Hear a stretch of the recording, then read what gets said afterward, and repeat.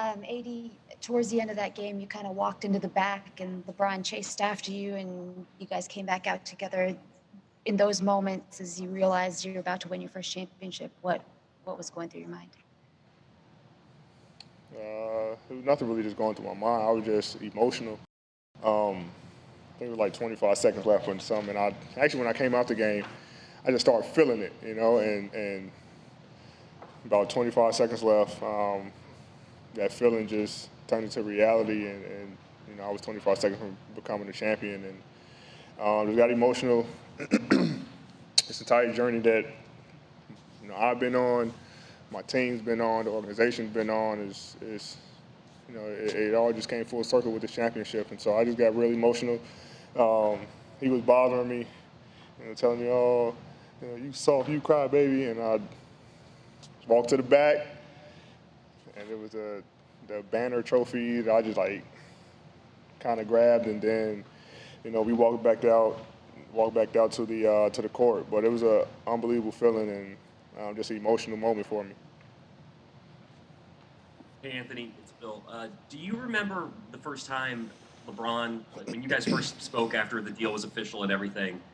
Was he talking championships in those first conversations? I mean, was that? Do you remember like how he described what you guys would do together and what he was expecting the end result to be?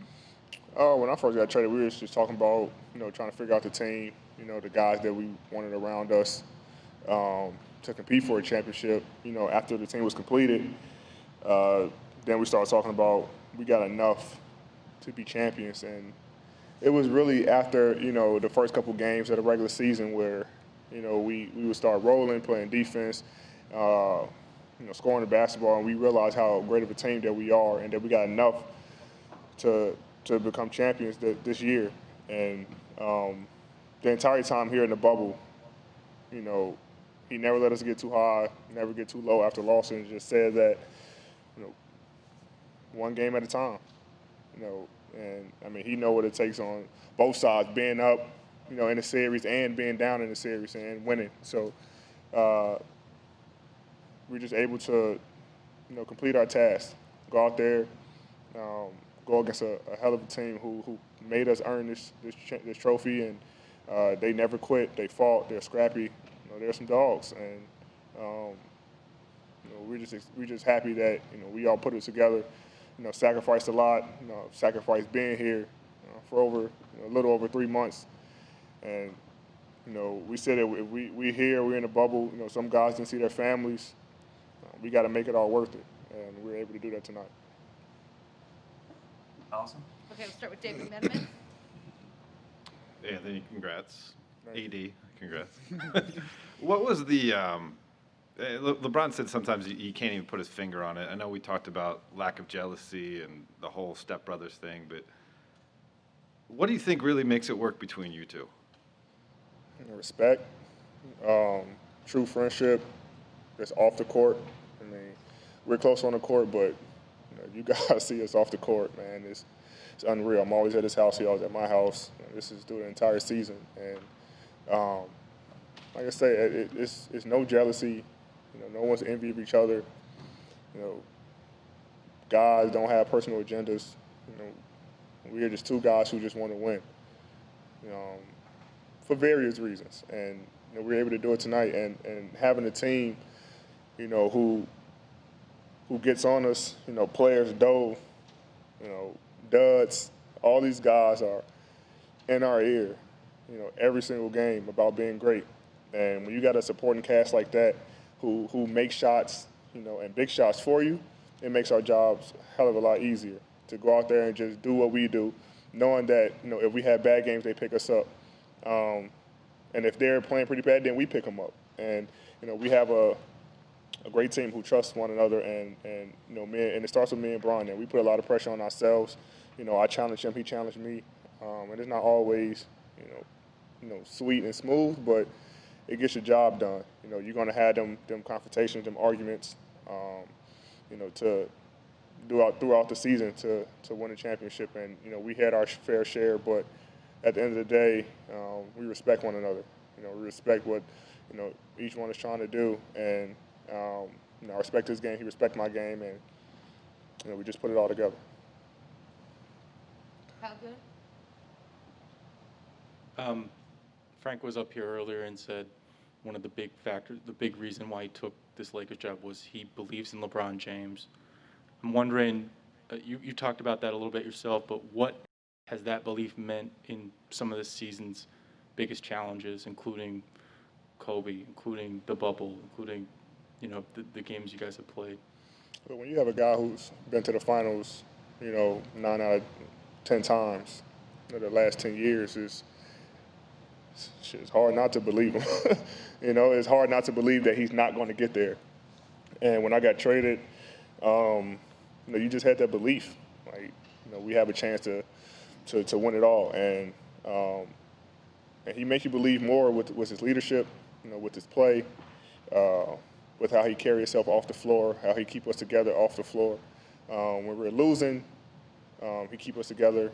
He's always saying something, and whether it's a text, whether it's in the huddle, no matter what it is, he's always encouraging us. And the good thing about it, having a leader like that who can take criticism, who can take, guys getting on him. A lot of people can't do it, and it goes from 1 through 15.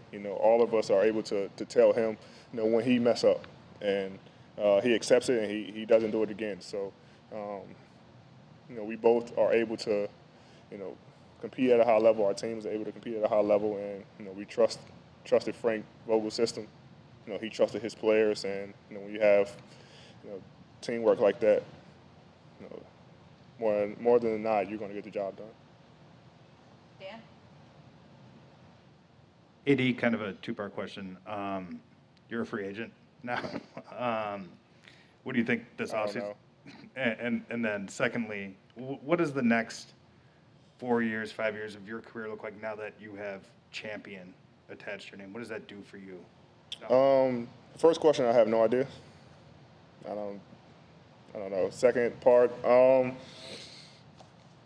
of your legacy, and to say you're a champion, not everybody can say that.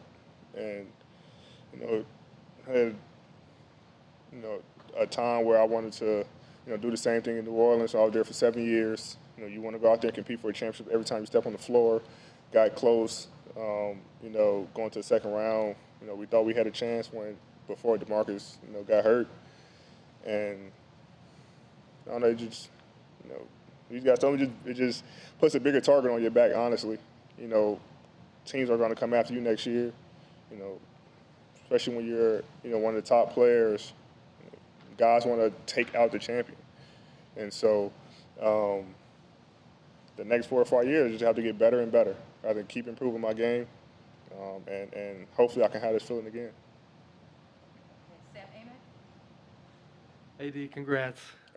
For the Laker fans who I'm sure would love to hear you say that you're not going anywhere, what does I have no idea mean? Just curious as far as your view on the free agency front, but also with Bron, you talk about the off-court stuff and being in each other's houses and the depth of that relationship.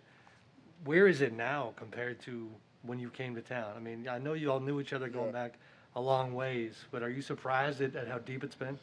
For the first part, I had a great time. LA this first year has just been nothing but joy, nothing but amazement, and over the next couple of months we'll figure it out. I mean, I'm not 100% sure, but that's why my agent is who he is, and we'll discuss it and figure it out.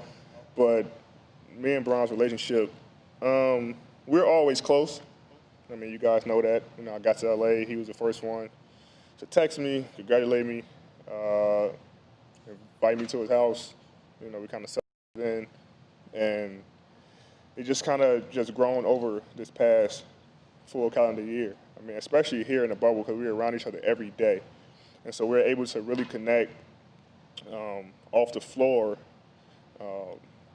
and that you might not have a chance to do when you're in LA. I mean, we got families, you got other stuff going on, so we really got a chance to really connect off the floor, and just learn more about each other. Learning from him helped me be in these moments. I don't know if he learned anything from me. I mean, he kind of seen it all, been through it all, but, just being around him and the way he acts and the way he leads and the way he enjoys life, being around his family and enjoying the game of basketball, it just pushed me to become a better person and a better player. Okay, we're going to go to Zoom and get the last few. All right, thank you. Mark Medina, please. Anthony, congratulations. How do you look back at this past year? I mean, given what happened in the circumstances with your departure from New Orleans, how do you think you've grown this past year? I think just being around these guys definitely helped, but the last 2 months maybe in New Orleans, it was obviously rocky. We're going back and forth at each other, getting booed and everything like that. And I think just being there in that moment while I was still a part of the team, going out there playing, kind of put me, got me ready for a moment like this.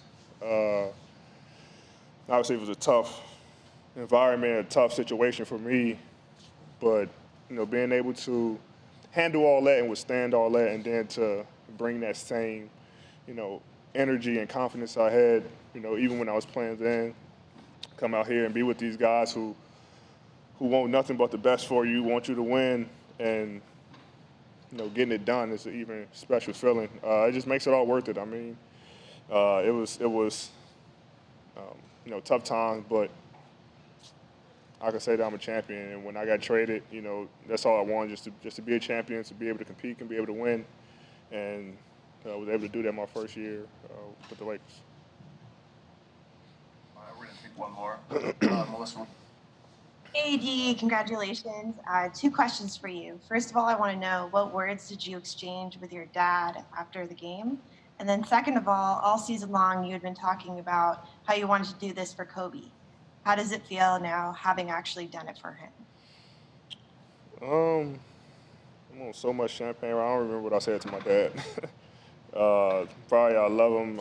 He's proud of me, and I told him this is why we work. This is why we grind.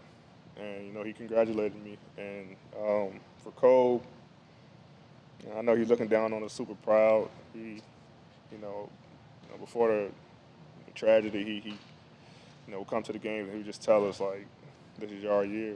This is your year," and go out there and take it. And he had a lot of confidence in our team. He had a lot of confidence in the organization to go out there and win it this year. And when we brought out the Mamba jerseys, we had a different swag. It sucked that we didn't go undefeated, but I know he would rather take this championship than a loss in the Mamba jersey. So we we miss him, and this is definitely for him.